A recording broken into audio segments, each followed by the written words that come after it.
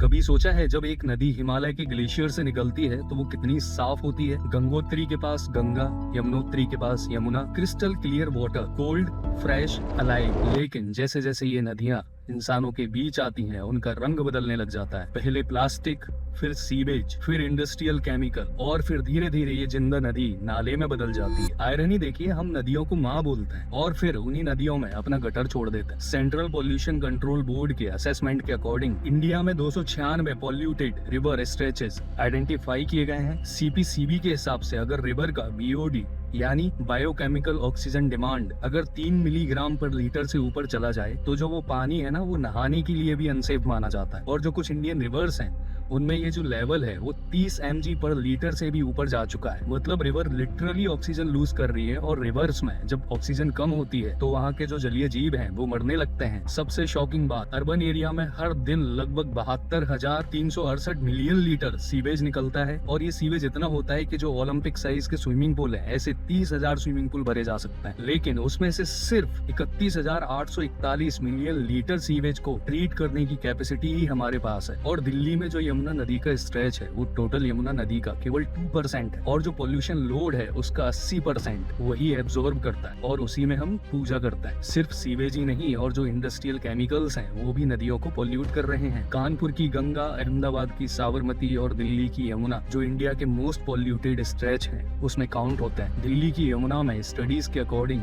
हजारों micro plastic particles detect हुए हैं। इवन ग्राउंड वाटर में भी आज जो प्लास्टिक हम नदियों में फेंक रहे हैं और कल वही प्लास्टिक हमारे बॉडी के अंदर आ रहा है। अब आता है सबसे सेंसिटिव एंगल, आस्था का एंगल। जो धर्म है ना वो प्रॉब्लम नहीं है, लेकिन जो इररिस्पॉन्सिबल बिहेवियर है वो प्रॉब्लम है। जो पूजा सामग्री है, प्लास्टिक्स है, और जो मूर्ति विसर्जन है उनमें यूज होने वाले जो केमिकल्स हैं वो नदियों में जाते हैं तो जो पानी है वो पोल्यूट हो जाता है। जब करोड़ों लोग ये सेम चीज प्रैक्टिस करते हैं तो जो क्यूमुलेटिव इफेक्ट है वो बहुत ज्यादा मैसिव हो जाता है। ये समझना पड़ेगा कि जो नदियां हैं वो एक इकोसिस्टम है। इंडिया में कंटेमिनेटेड वाटर और वाटर पोल्यूशन से हर साल लगभग 2 लाख मौत लिंक्ड मानी जाती है। अभी आपने हाल ही में इंदौर में भी देखा होगा। 2005 से 2022 के बीच 20 करोड़ से ज्यादा जो पानी से होने वाली डिसीजेज हैं वो केस रिकॉर्ड हुए। मतलब ये एक तरह से पब्लिक हेल्थ इमरजेंसी है। लेकिन दुनिया में एग्जांपल्स भी हैं। जो यूनाइटेड किंगडम है उसकी जो थीम्स रिवर है, एक टाइम पर बायोलॉजिकल डेड घोषित कर दिया गया था उसको, लेकिन आज वहाँ पर जो फिश स्पीसीज हैं वो वापस आ चुकी हैं। सिंगापुर और जर्मनी ने भी स्ट्रिक्ट ट्रीटमेंट और पोल्यूशन कंट्रोल से अपनी जो नदियां हैं उनको रिवाइव किया है। मतलब जो प्रॉब्लम है वो इम्पॉसिबल नहीं है, प्रॉब्लम है इंटेंशन की। सच तो ये है, जो नदियां हैं वो खुद को कभी पॉल्यूटेड नहीं करती। जो पॉल्यूटेड रिवर्स हैं उनके पीछे होता है क्या?